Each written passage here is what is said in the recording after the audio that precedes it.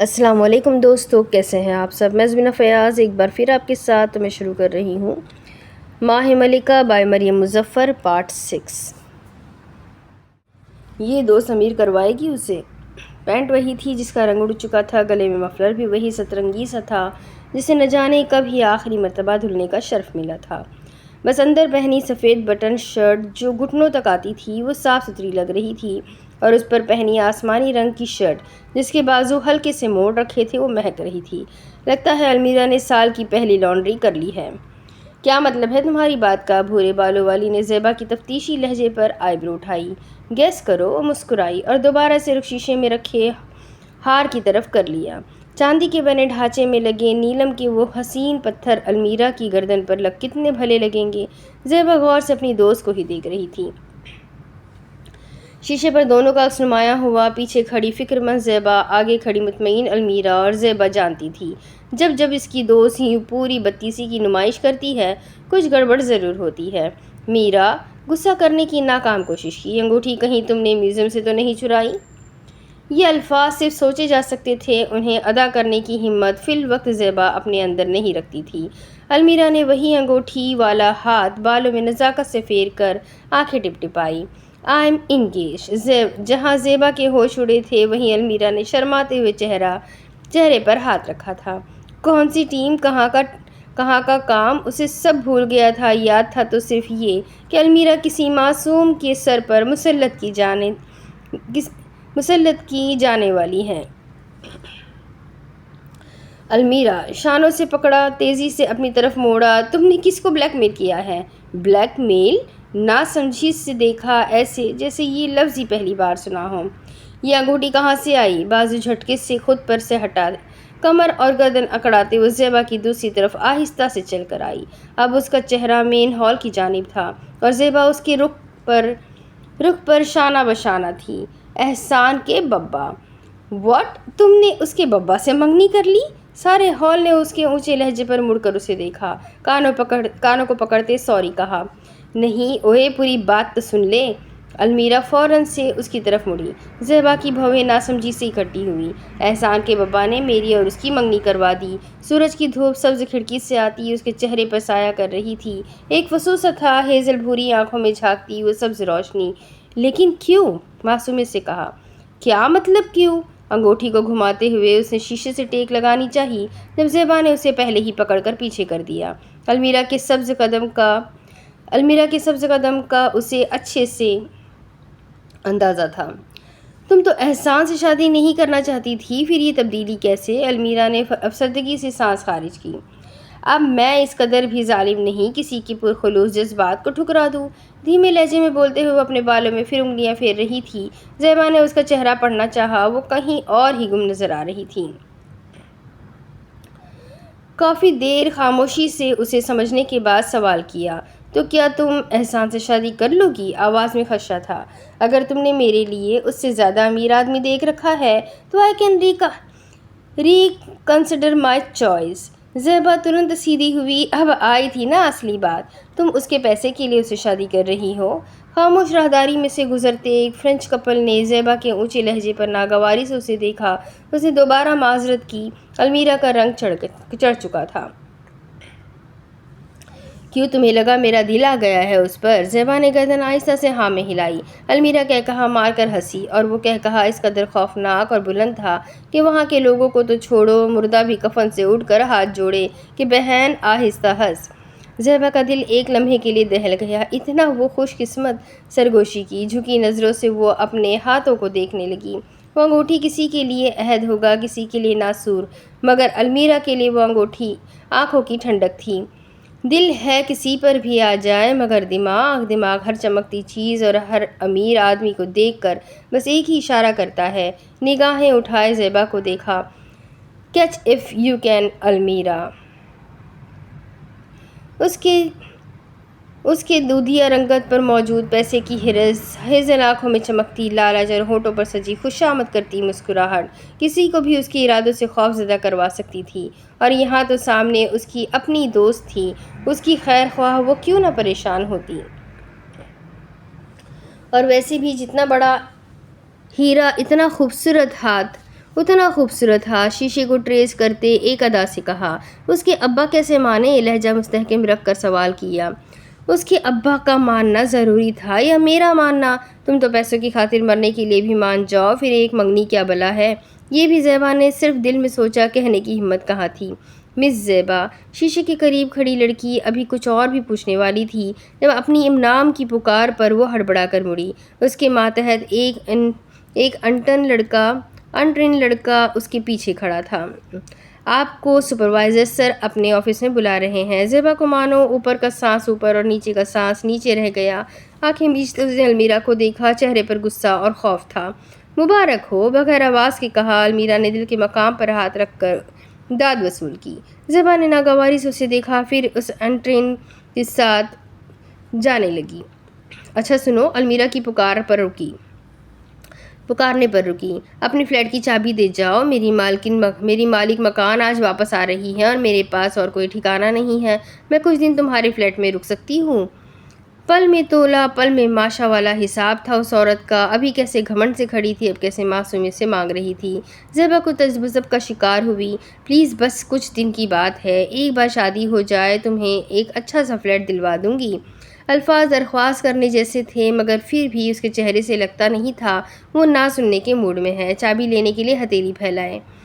میری روم میٹ کا کیا کرو گی؟ وہ بات الگ تھی کہ اس کی سرے سے کوئی روم میٹ ہی نہیں تھی۔ مجھے روم میٹ کے نام پر مچھا چپکلی، یہاں تک کہ کروکوڈائل سے بھی لڑنا آتا ہے، مسکرا کر کہا۔ اب دے بھی دو نا چابی۔ اس کا بس چلتا تو زیبا کی جیب سے خود ہی چابی نکال لیتی۔ زیبا نے مدد کے لیے آس پاس دیکھا، وہ انکار کرنا چاہتی تھی لیکن المیرا کی حکم دینے والی نظریں اس کے ننھی کلی جیسے دل کو جکڑے ہوئے تھی۔ دیکھو زیبا، تمہارا کوئی بوائے فرینڈ وغیرہ تو ہے نہیں جس کے پتہ لگ جانے کے ڈر سے تم مجھے چابی نہیں دے رہی؟ وقفہ لیا اور اس کی آنکھوں میں جھانکا۔ یا پھر ہے کوئی؟ استغفر اللہ کرو، بے اختیار کہا۔ دل پر پتھر رکھتے اس نے پلیڈڈ پینٹ کی پچھلی جیب سے فلیٹ کی چابی نکالی۔ ہتھیلی پر رکھتے اس نے ڈبڈبائی نظروں سے اسے دیکھا۔ آخری بار جب المیرا اس کے فلیٹ میں رہنے آئی تب اس کے ناز نخرے اٹھاتے اٹھاتے اس کی خود کی کمر ادھاروں میں جھک گئی تھی۔ چابی المیرا کی طرف بڑھائی جو اس نے بیچ راستے میں ہی جھپٹ لی۔ فاتحانہ نظروں سے بھالو والی کی چین کی لٹکتی چابی کو دیکھا۔ شکراً زیبا، یو آر دی بیسٹ، پیار سے کہتے وہ آگے آئی۔ زیبا کے گال سے گال ٹکرائے۔ اب تم جاؤ، میں تمہیں گھر پر ہی ملوں گی۔ نزاکت سے ہاتھ ہلاتی باہر کی طرف بڑھ گئی۔ رہنے کا انتظام ہو چکا تھا، اب وہ یہاں کھڑے ہو کر کیا زیبا کو دیکھتی؟ مس انٹرن نے پکارا۔ چلے گھور کر اس لڑکے کو دیکھا۔ تھوڑی دیر چابی کا دکھ بھی نہیں منانے دیا ظالم نے۔ باب محافظ۔ رہائشی عمارات سے سجی اس تنگ سی گلی میں بچے ایک دوسرے کے ساتھ کھیل رہے تھے۔ راستے سے کچھ راہگیر پیدل چلتے ہوئے گزرے مگر ان بچوں کے جوش اور انہماک میں رتی برابر بھی فرق نہ آیا۔ ان بچوں کی شور کی آواز گلی کے گرد و نواح میں پھیلی ہوئی تھی۔ آواز کا راستہ ٹریس کرو تو وہ آواز بلند ہوتی ہوتی اس بالکنی تک بھی پہنچ رہی تھی جس کے شیشے کے پار کوئی پردے نہ تھے اور ڈبل بیڈ والے کمرے میں اس وقت کوئی پنکھے سے لٹکا اس کی میل اتارنے میں مشغول تھا۔ آج گل جان کا کمرہ اس کی صفائی کے ہاتھوں چڑھا تھا۔ کھڑکی سے آتی دوپہر کی دھوپ اس کی پیٹھ جھلسا رہی تھی۔ اس کھڑکی پر نہ جانے پردے لگانے کی استطاعت اسے کب نصیب ہوگی۔ بھوری بیڈ شیٹ کے اوپر چھوٹا سا 3 پاؤں والا سٹول رکھے وہ ترک لڑکی میل اور صفائی کی جنگ لڑ رہی تھی۔ ہلکے سنہری بالوں کو پھولدار اسکارف کی مدد سے ترک انداز میں لپیٹے، چہرے پر سرجیکل ماسک اور آنکھوں پر بھورے چشمے لگائے وہ گندگی کا صفایا کرنے کو تیار تھی۔ نیچے اس نے اپنی نیلی فریم پہن رکھی تھی۔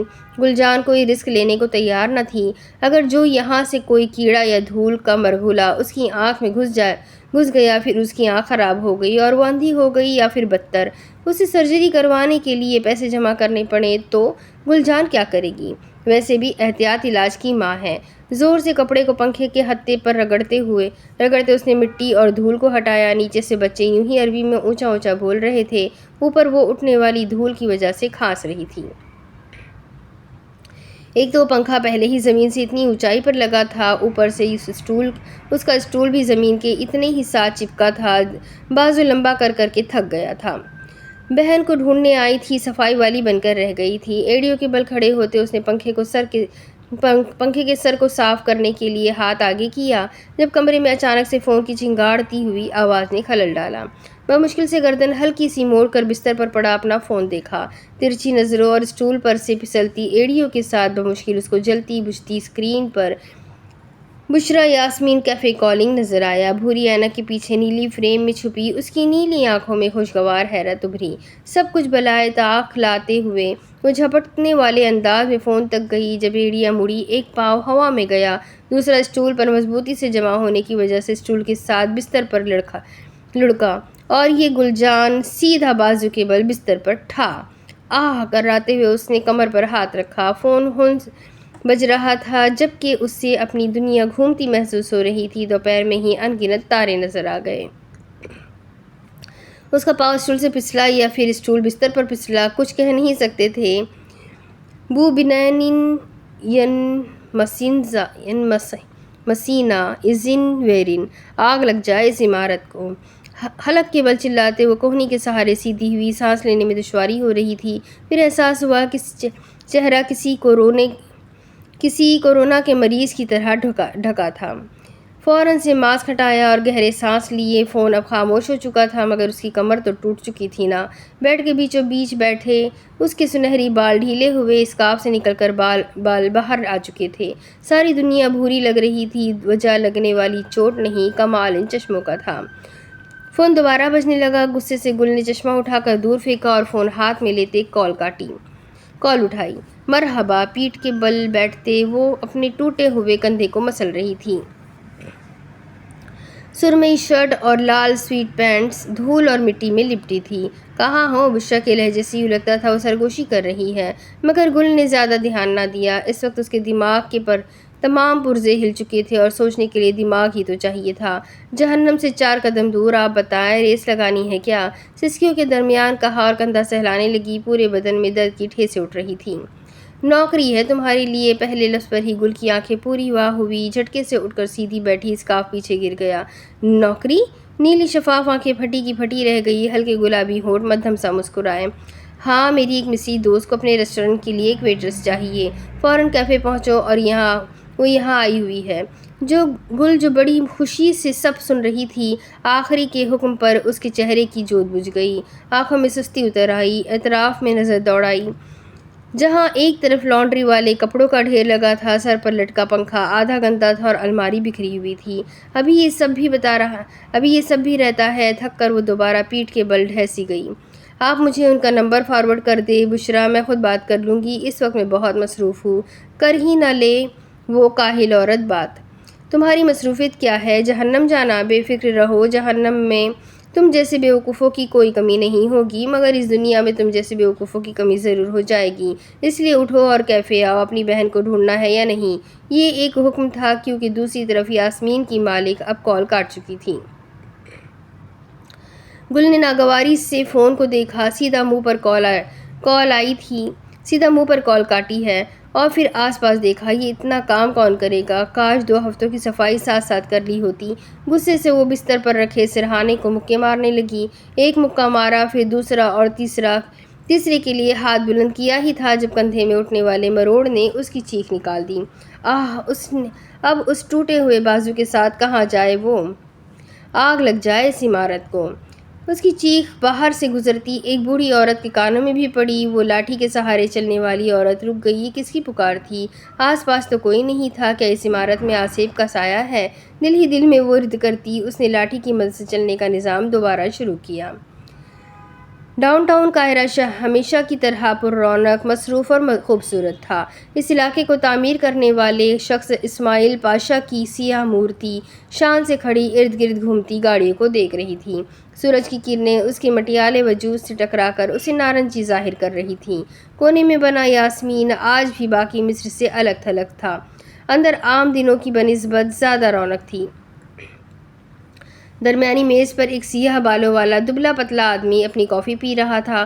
اس کے ایک کان میں ایئر پوڈ تھا جس سے مسلسل وہ کافی کے چھوٹے گھونٹ لیتا کسی سے عربی میں بات کر رہا تھا۔ اس سے دور دو لڑکیاں ایک میز پر تھی اور اس آدمی کے مخالف سمت ایک بھاری بھرکم فربہا عورت بیٹھی زلابیہ مصری ڈونٹ سے لدا پیالہ نوش فرما رہی تھی۔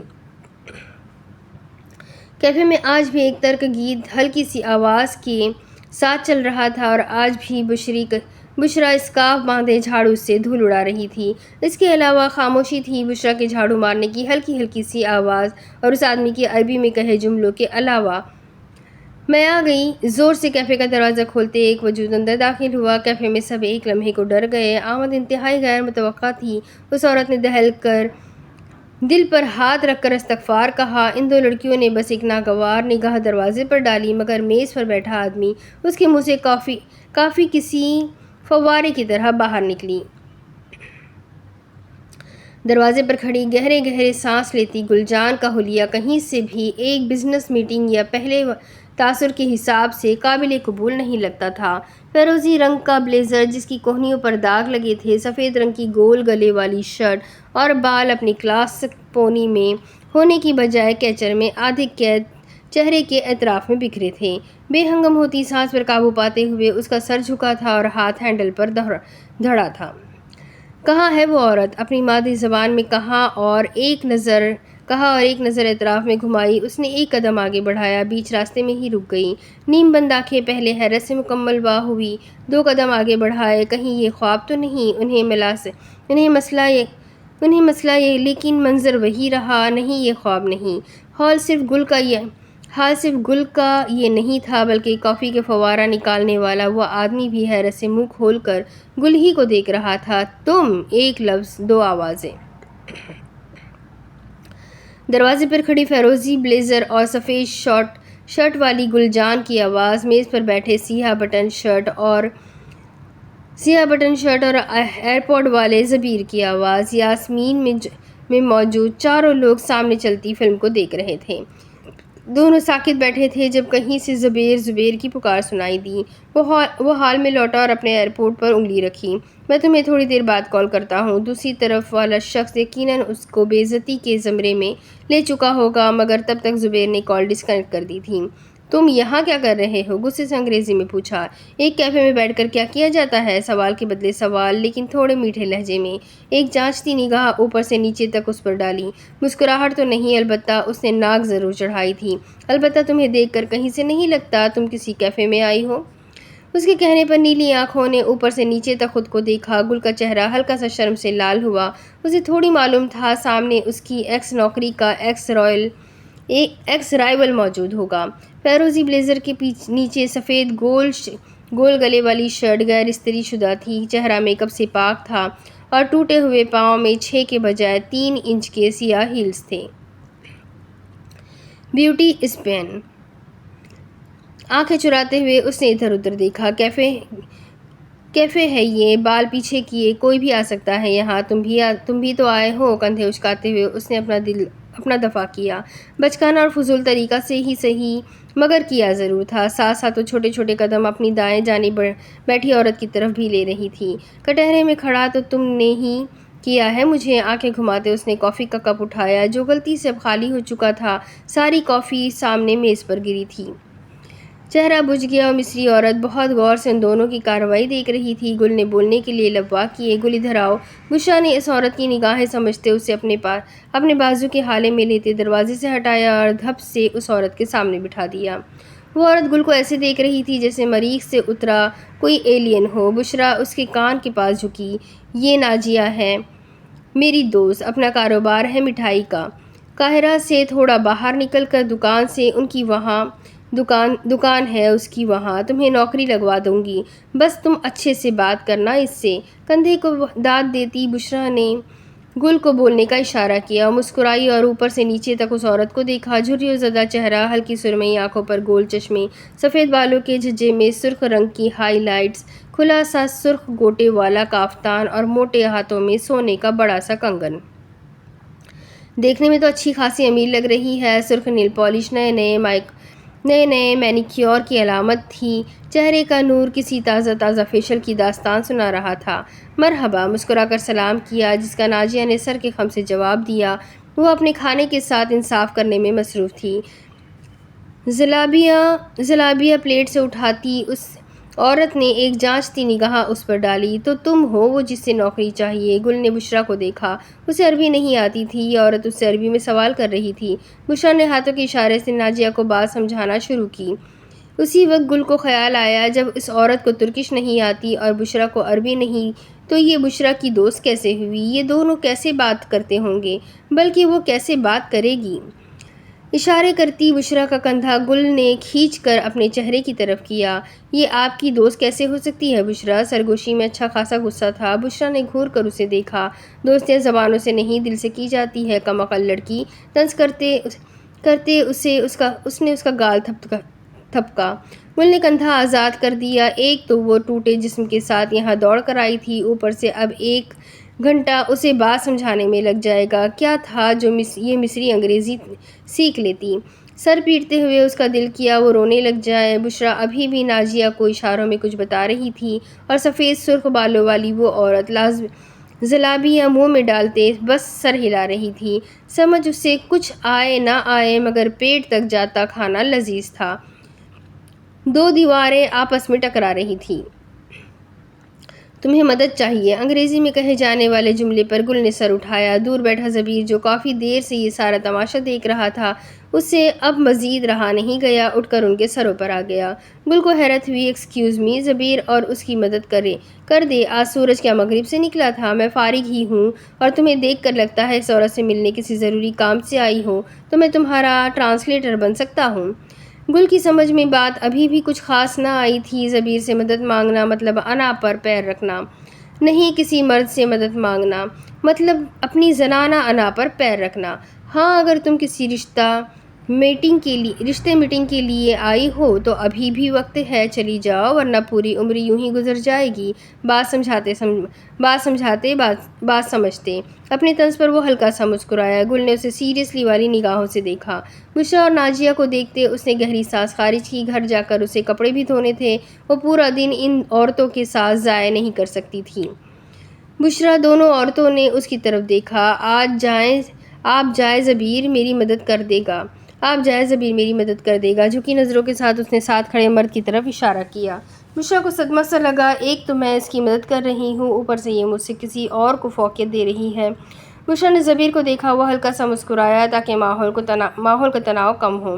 بشریٰ کو سر تا پیر تک کالے رنگ میں ڈوبا مرد کچھ خاص پسند نہیں آیا۔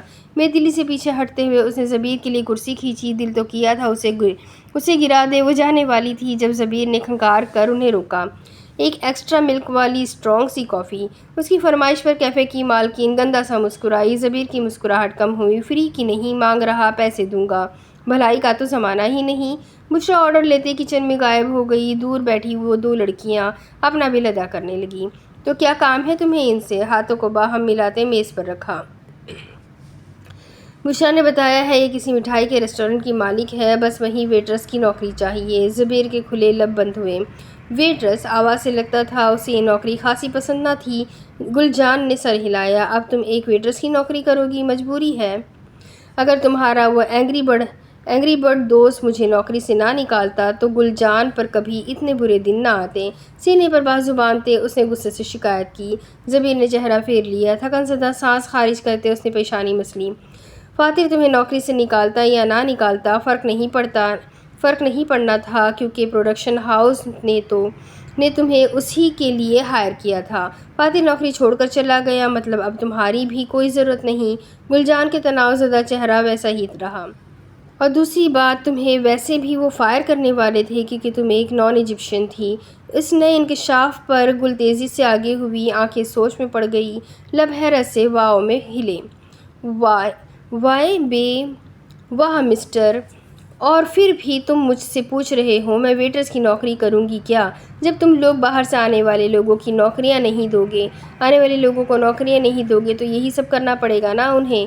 تو یہاں کے لوگوں کے پاس کون سی نوکریاں ہیں؟ زبیر کا لہجہ عادتاً بلند ہوا۔ تمہاری بیوقوفی ہے کہ تم ایک ترقی یافتہ ملک چھوڑ کر ادھر نوکری کی تلاش کرنے آئی ہو۔ گل کو برا لگا تھا مگر وہ چھپا گئی۔ اب اسے کیا بتائے وہ نوکری کی بجائے مصر کیا ڈھونڈنے آئی ہے؟ نوکری کے لیے نہیں آتی تھی میں یہاں۔ گل محسوس کر سکتی اس کی آنکھیں ڈبڈبا رہی تھی۔ اپنی انا اونچی رکھنا آسان تھوڑی ہوتا ہے۔ پھر کیا آم لینے آئی تھی؟ تنزیہ میز پر تھوڑا آگے ہوا۔ مصر اپنے آم کے تہوار کے لیے کافی مشہور تھا۔ نہیں بتا سکتی۔ مٹھیاں بھیجتے وہ اپنی جگہ پر پیچھے ہوئی۔ زبیر نے دائیں بائیں سر ہلایا اور غیر شرمندہ نگاہوں سے دیکھا۔ ہلکا سا چہرہ موڑتے اس نے گل کے سامنے کا میز کھٹکھٹایا۔ تمہیں نکالنے کے پیچھے ایک وجہ تمہاری کارکردگی اور تعلیمی ریکارڈ بھی تھا۔ اس مرتبہ اسے حقیقتاً برا لگا تھا۔ پوری عمر ٹاپ کرتے رہنے کے بعد یہ آدمی اسے بول رہا ہے تمہارا تعلیمی ریکارڈ اچھا نہیں۔ گل میں نے یہاں تمہیں گپے ہانکنے کے لیے نہیں بلایا۔ کافی کا کپ میز پر رکھتے بشریٰ نے ترکش میں اسے کہا۔ وہ ذرا سا بوکھلائی اور پھر زبیر کو بولنے کا اشارہ کیا۔ مرد نے آنکھیں ڈرامائی انداز میں گھماتے کپ اٹھایا۔ سلام۔ نازیہ نے مسکرا کر اسے دیکھا۔ شکر ہے کوئی ہم زبان ملا۔ ہم نے سنا ہے آپ کا کوئی مٹھائی کا ریسٹورنٹ ہے۔ کیفے میں اب ایک کونے میں 4 افراد موجود تھے۔ آمنے سامنے بیٹھی گل اور نازیہ، ایک طرف بیٹھا زبیر اور اس کے پیچھے کھڑی بشریٰ۔ آخری زلابیہ کھاتی اس عورت کا ہاتھ رکا۔ ریسٹورنٹ؟ گول چشموں کے پیچھے سرمئی آنکھیں حیران ہوئی۔ کیوں آپ کا ریسٹورنٹ نہیں؟ مٹھائی کی دکان ہے میری، شہر سے باہر۔ سفید اور سرخ بالوں والی عورت کے جواب پر زبیر کی آنکھیں تفتیش سے چھوٹی ہوئیں۔ دکان اور وہ بھی شہر سے باہر؟ اس عورت نے شیریں سے بھری انگلیوں کو دیکھا۔ تم کام بتاؤ نا، آپ لوگ ہائرنگ کر رہے ہیں کیا؟ عورت نے اپنی اینک کے اوپر سے دیکھا۔ ہم مردوں کو وہاں کام نہیں کرواتے۔ زبیر کی آنکھیں ناگواری سے چھوٹی ہوئی۔ میں اپنے لیے نہیں، اس کے لیے، گل کی طرف اشارہ کیا، پوچھ رہا ہوں۔ عورت نے اب چہرہ تھوڑا بلند کیا اور اینک کے پار سے سامنے بیٹھی لڑکی کو دیکھا۔ نہ اسے ہم نہیں رکھ سکتے، شکل سے ہی لگ رہا ہے مٹھائی کے نام پر کڑوا زہر بنائے گی، ناک چڑھا کر کہا۔ زبیر نے بمشکل مسکراہٹ روکی۔ کارروائی دیکھتی گل کی سمجھ میں بس اتنی بات آئی تھی کہ یقیناً اس کی برائی کی گئی ہے۔ ایک تو یہ الگ زبان میں بات کرنے والے لوگوں سے اسے سخت نفرت تھی۔ زبیر کا کندھا ہلاتے اشارے سے پوچھا، میری بات ہو رہی ہے کیا؟ زبیر نے اسے چپ رہنے کا کہا۔ نام کیا ہے آپ کی دکان کا؟ اپنی کافی کا گھونٹ بھرا انداز یوں تھا جیسے سامنے حراست میں لیا کوئی ملزم بیٹھا ہو۔ السکر۔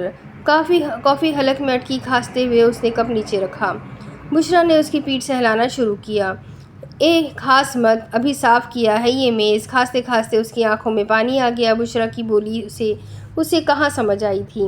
اینک اور 2 رنگی بالوں والی نازیہ کو حقیقتاً پریشانی ہوئی۔ زبیر ابھی بھی ہنس کھانس رہا تھا۔ گل نے میز پر رکھی پانی کی بوتل کھول کر اس کی طرف بڑھائی۔ بھائی پہلے میرا کام کر دے پھر شوق سے مر جائیں۔ میں نے کیا کچھ غلط کہا؟ نازیہ نے ناسمجھی سے تینوں نفوس کو دیکھا۔ السکر کھانسی کی مالک ہیں کیا آپ؟ کھانسی؟ چھاتی مسلتے اس نے پانی کا گھونٹ بھرا۔ یا تو کافی میں کچھ تھا یا نازیہ کی بات میں کچھ ایسا تھا جو وہ کھانس کھانس کر ادموا ہو رہا تھا۔ نہیں، بس اس برانچ کی مالک ہوں۔ تھوڑا سا رکی اور زبیر کو دیکھا۔ تم کیوں اتنا پوچھ رہے ہو؟ زبیر نے کوئی جواب نہ دیتے ہلکی سی ہچکی کے بعد پانی پیا۔ ماحول میں بڑھتے تناؤ پر گل آہستہ سے آگے آئی اور سرگوشی کی۔ کیا کچھ ہوا ہے؟ سیاہ آنکھوں نے نیلی آنکھوں میں جھانکا۔ گل نے آئی برو اچکاتے بات دہرائی۔ کیا تم واقعی یہ نوکری کرنا چاہتی ہو؟ زبیر نے بھی سرگوشی میں سوال کیا۔ کیوں کیا یہ ایک دکان کے نام پر انڈر گراؤنڈ بزنس چلا رہی ہے؟ زبیر کے زبیزار چہرے سے صاف نظر آ رہا تھا گل کی بات نے اسے بالکل متاثر نہیں کیا۔ پلیز کہہ دو یہ سچ ہے۔ منت والا انداز۔ یہ زندگی ہے، 3 گھنٹے کی کرائم تھرلر نہیں جس میں سب غلط ہونے کے بعد بھی تم بچ جاؤ گی۔ مایوسی سے چھوٹے بچے کی طرح گالیں پھلا لی۔ یہی تو مسئلہ ہے، اسی لیے تو زندگی اتنی بورنگ ہے۔ ساتھ بیٹھے مرد نے ترہم سے گردن دائیں بائیں ہلائی۔ اگر تمہارا مزید کوئی کام نہیں تو میں چلتی ہوں۔ اپنا پرس سنبھالتے نازیہ اٹھ کھڑی ہوئی۔ گل کے ہاتھ پاؤں پھول گئے۔ نہیں، زبیر کا کندھا ہلایا۔ روکو نا انہیں۔ کیا تمہیں واقعی یہ نوکری چاہیے؟ اس بار وہاں شک نہیں تھا، وہاں ایک وارننگ تھی، جیسے کسی کو ڈوبنے سے پہلے ایک آخری بار بچایا جاتا ہو۔ کیا تمہارے پاس کوئی بہتر آپشن ہے؟ زبیر نے گہری سانس لی۔ یہ جواب تھا کہ نہیں۔ عربی میں اس عورت کو بیٹھنے کا بولا۔ وہ عورت مسکرائی اور خوشی خوشی زلابیہ کی ایک اور پلیٹ منگواتے بیٹھ گئی۔ دوسری طرف یاسمین کے ساتھ موجود سنیما ہاؤس دھڑا دھڑ لوگوں سے بھرا پڑا تھا۔ ڈاؤن ٹاؤن قاہرہ کی یہی رونق ہی تو تھی جو سیاحوں کو کھینچتی تھی، عربی ملک میں یورپی ٹچ۔ میں بہت خوش ہوں۔ گمنام اور خاموش کیفے یاسمین کا دروازہ کھلا اور خوشی اور جوش سے بیگانہ ہوتی ایک لڑکی بولتی ہوئی باہر نکلی۔ فضا میں ہاتھ بلند کیے وہ بند آنکھوں سے آسمان کی طرف دیکھ رہی تھی۔ کل یہاں کھڑا ہو کر یوں ہی آسمان کی طرف سر اٹھا کر اس نے شکوہ کیا تھا اور آج آنکھیں کھولی اور آسمان کی طرف دیکھا۔ آج بھی کوئی بادل نہیں تھے، آج بھی آسمان اسے چھاؤں نہیں دے رہا تھا۔ دعا کے لیے لب وا کیے، دماغ خالی تھا، زبان سے الفاظ ادا نہیں ہو رہے تھے۔ مسکراہٹ پھیکی پڑ گئی۔ تم جانتی بھی ہو السکر کو؟ پیچھے سے آتی آواز پر گل ایڑیوں کے بل گھومی، جیب میں ہاتھ ڈالے۔ زبیر کی آنکھیں روشنی کی وجہ سے چندھیائی ہوئی تھیں۔ گل کے ہاتھ اب پہلو میں گرے تھے۔ زبیر کے سوال پر اس نے نفی میں سر ہلایا، چہرے پر بکھرے بال بھی ہلے۔ السکر اس کی کل ملا کر 12 برانچز پورے مصر میں موجود ہے۔ پچھلے 8 سال سے اس کے اوپر کوئی 15 دفعہ ہیلتھ اتھارٹیز پرچہ کاٹ چکی ہے۔ جانتی ہو کیوں؟ گل نے گردن نفی میں ہلائی۔ اس سے سیریل کلرز کا پوچھو، فینٹیسی کی کتابوں کا پوچھو، یہ کیا مٹھائیوں کا بزنس کھول کر بیٹھ گیا ہے؟ زبیر نے بیزار ہوتے ہوئے ناک مسلی۔ کبھی کوئی اخبار بھی پڑھ لیا کرو خاتون۔ گل نے بڑا برا مناتے ہوئے آنکھیں گھمائیں۔ السکر اپنی مٹھائیوں میں ایڈکٹو ڈرگس استعمال کرنے کے لیے مشہور ہے۔ گل کی تو جیسے 3 انچ کی ہیلز کے نیچے سے زمین نکل گئی ہو۔ فوراً سے آگے آئی، یہ کہانی تو کسی تھرلر سے کم نہ تھی، تو وہ ابھی تک کام کیوں کر رہے ہیں؟ قدرتی طور پر اسے اس وقت پریشان ہونا چاہیے تھا، لیکن وہ تو یوں کھلکھلا رہی تھی جیسے ورلڈ بینک کی چابی ہاتھ لگی ہو۔ یہی تو مسئلہ ہے، ان کے پیچھے ایلیٹیز اور بڑی مسندوں پر بیٹھے لوگ ہیں، جن کی انویسٹمنٹ کی بدولت ہی تو وہ چل رہی ہے۔ ہر بار پرچہ کٹنے پر وہ کچھ عرصے کے لیے منظر عام سے غائب ہوتے ہیں اور پھر وہ سائیکل دوبارہ سے شروع۔ کسی نئی جگہ پر، کسی نئے مقام پر۔ سامنے کھڑی لڑکی کا چہرہ پرسوچ تھا، آنکھوں میں ابھی بھی چمک تھی۔ چھوٹے چھوٹے قدم لیتی وہ سنیما سے دوسرے رخ پر جا رہی تھی۔ تھوڑی دیر کی خاموشی اور سوچ بچار کے بعد ترک لڑکی کی آواز آئی، یہ عورت جھوٹ بول رہی ہے۔ زبیر نے گردن موڑی۔ اگر السکر کی قابلیت اتنی شکی ہے تو کوئی مالک اتنا پاگل نہیں ہوگا کہ منہ اٹھا کر کسی کو بھی نوکری دے دے۔ جی بالکل، گل جان کو بطور ویٹریس وہاں نوکری مل چکی تھی۔ حیرت کی بات تو یہ ہے کہ ایک مٹھائی کی دکان میں کون سی ویٹریس؟ کیا بولے چلی جا رہی ہو گل؟ لوگ بیوقوف ہوتے ہیں زبیر بے تھوڑی مسلتے وہ سوچ کر بول رہی تھی۔ وہ عورت اصلی السکر کی مالک نہیں، اس نے اپنی دکان کے لیے نام بس چرایا ہے۔ کون سا بیوقوف کسی خراب امیج والی کمپنی کا نام چرائے گا؟ گل کی بات اسے بہت بے ڈھنگی لگی۔ وہی بیوقوف جو کسی اچھے امیج والی کمپنی کا نام نہیں چرا سکتا۔ زبیر کے چہرے پر صاف ڈھیر سارے سوال لکھے تھے۔ گل کا استانی موڈ آن ہو چکا تھا۔ چھوٹی سی مثال لو، کتنی بڑی بڑی کمپنیز ہوتی ہیں جو عام لوگوں کی پہنچ سے دور ہوتی ہے۔ لوگ اس کمپنی کا بنایا گیا پروڈکٹ استعمال کر کے یا تو اپنی واہ واہ بنوانا چاہتے ہیں، یا اگر تو وہ برانڈڈ اور ہائی پروفائل کمپنی ہے، اور اگر وہ السکر جیسی کنٹروورشل کمپنی ہے تو یہ بات یاد رکھو، انسان اسی چیز کی طرف اٹریکٹ ہوتا ہے جس پر نو انٹری کا لیبل لگا ہو۔ مشکل سے مشکل حصول والی چیز مزید پرکشش لگتی ہے۔ تو تمہارے کہنے کا مطلب ہے یہ ایک 2 نمبری دکان ہے جو بڑا نام استعمال کر کے کسٹمرز اٹریکٹ کر رہے ہیں۔ گل کے الفاظ ہضم ہو کرتے اس نے تھوڑی پر ہاتھ رکھا۔ ایگزیکٹلی، زور سے ہاتھ پر ہاتھ مارا۔ اس سے السکر کو کوئی بھی نقصان نہیں ہو رہا، البتہ ناجیہ اور اس کی دکان کو فائدہ ہے۔ لوگ انہیں اصلی والی کمپنی سمجھ کر ان کی مٹھائی خریدیں گے۔ انہیں کیا معلوم اصلی السکر کی مٹھائی کیسی ہے؟ وہ تو اپنی لالچ میں سستے یا مہنگے داموں میں ایک نقلی تیار کردہ پروڈکٹ لیں گے، اور فائدہ کسے ہوگا؟ اپنی بات ادھوری چھوڑی ناجیہ کو کسی خواب کسی کیفیت میں کہا۔ اس کے چہرے پر آنے والی مسکراہٹ فتح کا اعلان تھی۔ ایک طرف سنیما کا شور تھا، دوسری طرف ان کا تعلیمی سیشن چل رہا تھا۔ لیکن ان لوگوں کا کیا جنہوں نے اصلی السکر کی مٹھائی کھائی ہوئی ہے؟ وہ ایک دفعہ بیوقوف بنیں گے، بار بار نہیں، لیکن اس ایک بار میں بھی ناجیہ کو پیسے تو مل جائیں گے نا۔ نہ چاہتے ہوئے بھی وہ تھوڑا سا متاثر ہوا تھا۔ یہ لڑکی اتنی بیوقوف بھی نہیں جتنی نظر آتی ہے۔ لیکن اس بار اس کی سوال پر گل نے ناگواری سے اسے دیکھا۔ کاپی رائٹ کلیم اس کا کیا؟ آپ کسی بھی رجسٹرڈ کمپنی کا نام نہیں چرا سکتے، یہی تو گیم ہے۔ گل ہاتھوں کو باہم ملاتے آگے آئی۔ 2 نمبر کمپنی خود کو رجسٹر نہیں کرواتی اور وہ ان دوگلی رجسٹرڈ کمپنی کا نام اسی لیے چرا لیتی ہے کیونکہ ان کے پیچھے خود عام عوام ہاتھ دھو کر پڑی ہوتی ہے، اور اگر اتھارٹیز ان کو پکڑ لے تو رفو چکر ہونا کون سا مشکل کام ہے۔ ستائشی نظروں سے دیکھتے اس نے آہستہ آہستہ سمجھتے ہوئے سر ہلایا۔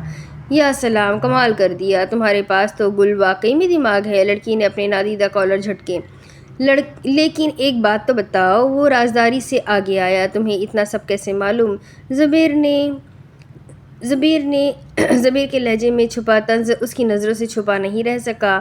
سلگا دینے والی مسکراہٹ کے ساتھ وہ بھی رازداری سے آگے ہوئی۔ کیونکہ میں اپنی کمپنی کو خوش رکھنے کے بجائے ان کا اخبار پڑھنے سے بہتر آن لائن اپنے علم میں اضافہ کے لیے آرٹیکلز پڑھنا پسند کرتی ہوں۔ زبیر کے ہونٹ نیچے مڑ گئے۔ گھوری سے نوازتی گل پیچھے ہوئی اور اینک درست کی۔ پرس کو سنبھالتے ہوئے وہاں سے جانے کے لیے مڑی۔ تھوڑا سا آگے ہی گئی تھی جب کچھ یاد آیا، بیچ راستے میں رکتے ہوئے پیچھے مڑی۔ اور میرا تعلیمی ریکارڈ 100/100 رہا ہے۔ تمہاری طرح مجھے سفارش سے نوکری نہیں ملی۔ زبیر کا چہرہ ایسا ہوا جیسے کسی نے جوتا مارا ہو۔ اسے کیسے معلوم ہوا اسے نوکری فاتر کی وجہ سے ملی ہے؟ ہیل کی ٹک ٹک پر خوشی خوشی آگے بڑھتے گل جان اب ایک نئے سفر کے لیے کارواں تھی۔ دیکھتے ہیں اب اس کی خوش قسمتی کتنے عرصے تک برقرار رہتی ہے اور کب وہ شکوہ شکایت پر واپس لوٹتی ہے۔ تو میں اس ایپیسوڈ کو یہیں پر روک رہی ہوں۔ تھوڑا سا گلے میں تکلیف ہے، آواز صحیح سے نہیں نکل رہی، معذرت چاہتی ہوں بیچ میں جو ڈسٹربنس ہوئی ہے۔ آئی ہوپ آپ سب سمجھ سکتے ہیں، موسم تھوڑا سا خراب ہے تو میری حالت بھی تھوڑی خراب ہو گئی ہے، لیکن انشاءاللہ اگلا ویڈیو میں آپ کو بڑا ایپیسوڈ دوں گی۔ انشاءاللہ پھر ملتے ہیں، تب تک کے لیے اپنا خوب سارا خیال رکھیں، مجھے بھی دعا میں یاد رکھیں۔ اللہ حافظ۔